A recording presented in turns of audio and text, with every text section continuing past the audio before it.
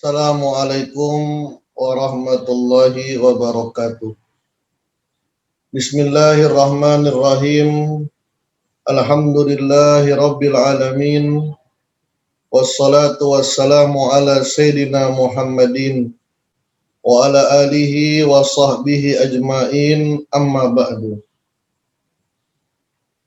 Ilahi anta maksudi wa ridhaka matlubi, atini mahabbataka wa ma'rifataka.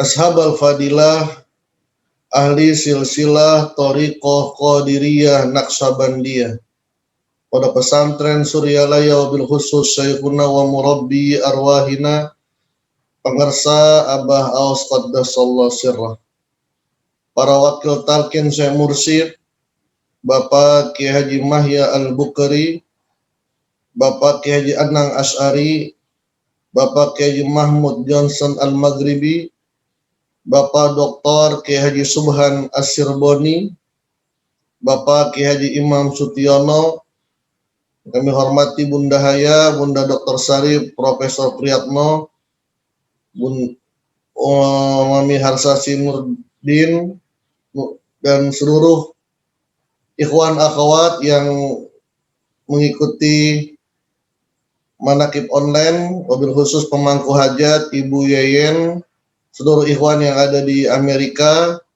Hong Kong, Taiwan, Jeddah, Inggris, Belanda, Malaysia, dan Indonesia.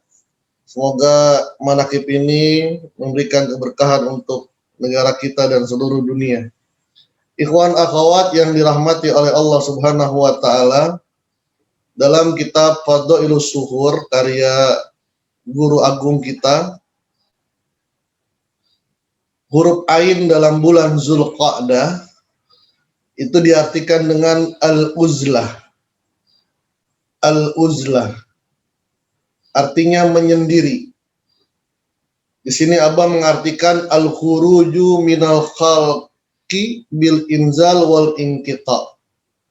Al-khuruj an mukhalatatil khalq, keluar dari bergaul, berkumpul dengan manusia, dengan menghindari atau memutuskan hubungan. Dalam Al-Quran digambarkan Ashabul Kahfi, iz awal fityatu ilal kahfi faqalu rabbana atina min ladunka rahmah wa hayyi lana min amrina rasada. Iz awal fityatu, ketika masuk beberapa pemuda itu ke dalam doa, lalu membaca rabbana atina fid dunya hasanah.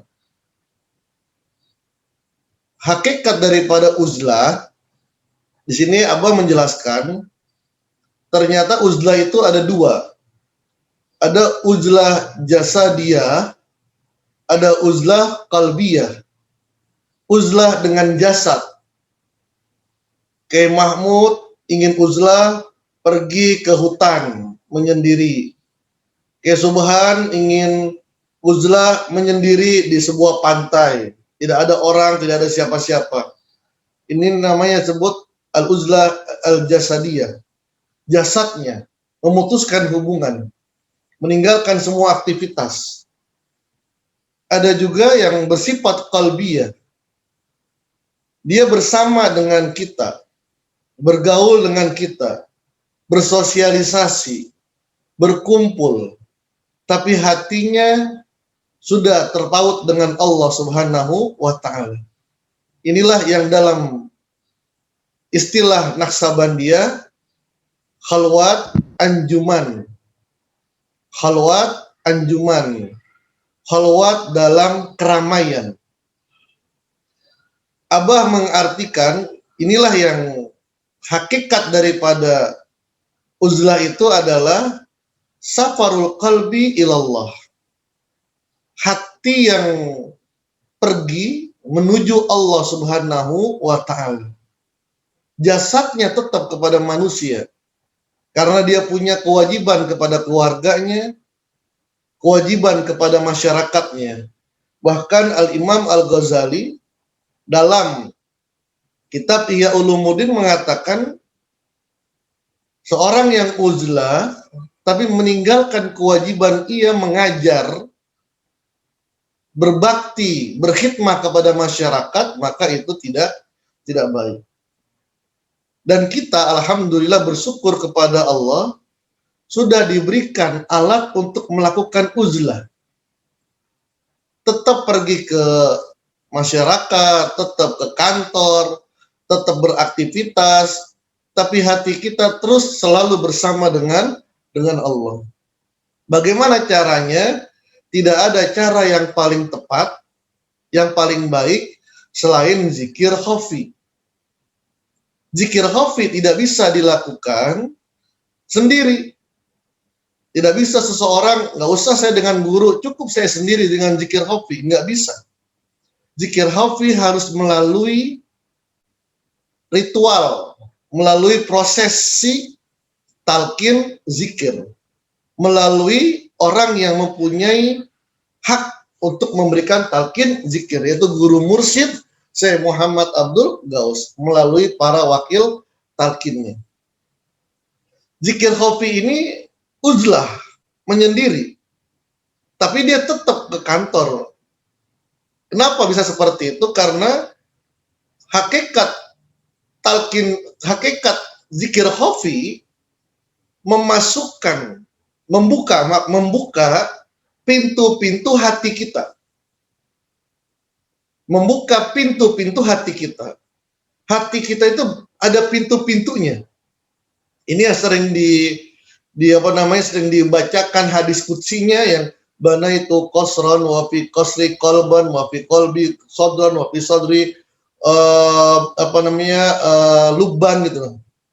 Ada tingkatan-tingkatan, ada ruang-ruang ternyata dalam hati itu. Ada kolbun, ada sodrun, ada fuadun, ke bawahnya lagi sampai lubun, wa fi lubi sirrun, wa fi sirri ana. Itu ada tingkatan-tingkatan ke bawah terus. Bagaimana membuka pintu itu? Bagaimana membuka pintu qalb sampai akhirnya kita bisa masuk kepada sodr? Bagaimana membuka pintu sodr sampai akhirnya kita sampai ke fuad, sampai ke sakau, sampai ke lub. Lub ini lubuk hati terdalam. Sudah dalam itu.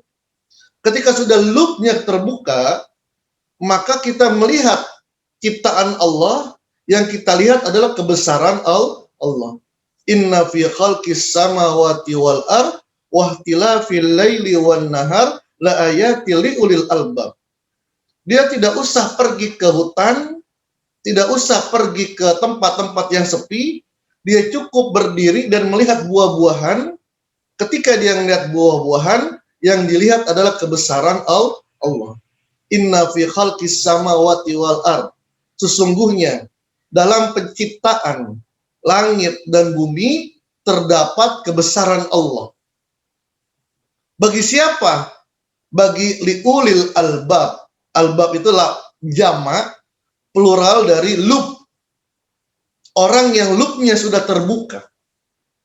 Jadi melihat sesuatu yang dilihat adalah kebesaran Allah.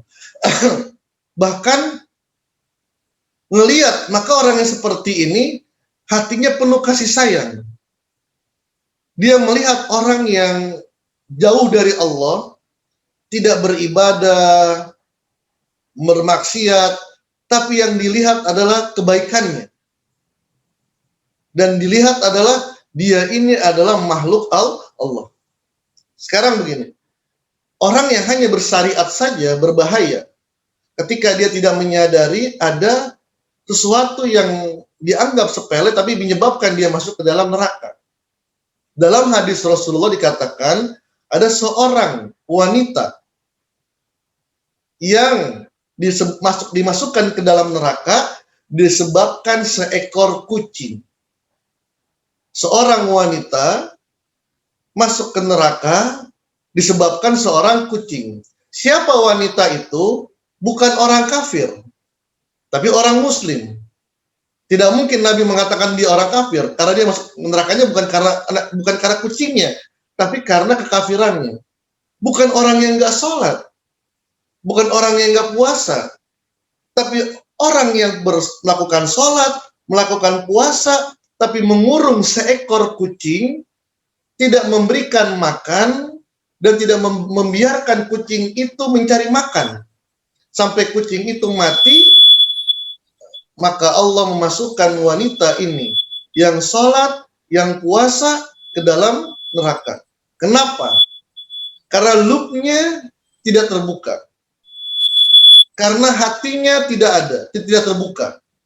Dia tidak melihat kucing itu adalah ciptaan Allah. Ada kisah sufi itu Abu Yazid Al-Bustami. Ada juga kisahnya Nabi Nuh alaihi salam. Kenapa Nabi Nuh dikatakan Nuh? Niyahun. Itu orang yang selalu menangis, mengeluarkan air matanya. Ada riwayat, tapi saya belum menjumpai dalam kitab, saya cuma mendengar saja, tapi nanti itu akan termasuk pembahasan saya nanti dalam buku saya itu. Nuh itu karena ketika Nabi Nuh bertemu seekor anjing yang kotor, bau, lalu mengusirnya dan menghardiknya. Lalu kucing itu diberikan kemampuan untuk berbicara dan dipahami oleh Nabi Nuh.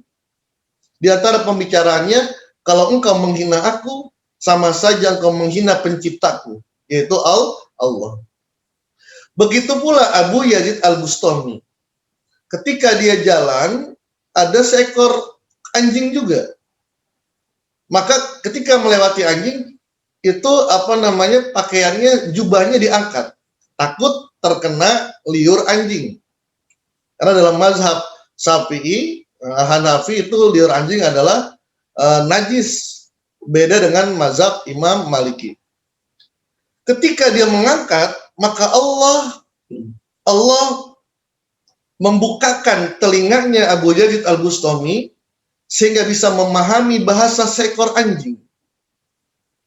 Apa yang dikatakan oleh anjing itu?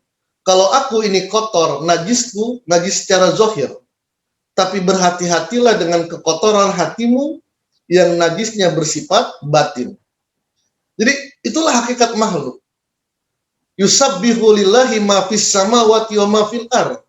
Jangan menganggap remeh kepada pepohonan. Karena pepohonan itu berzikir kepada Allah. Dan semuanya ciptaan Allah. Seekor nyamuk yang kita anggap musuh bebuyutan kita, kecil dia. Tapi ketika diteliti, dia memiliki paru-paru 3, memiliki gigi yang jumlahnya sampai ribuan, luar biasa. Jadi seekor nyamuk yang begitu kecil saja, itu anatomi tubuhnya itu tidak ada yang bisa melakukannya kecuali Allah Subhanahu wa Ta'ala.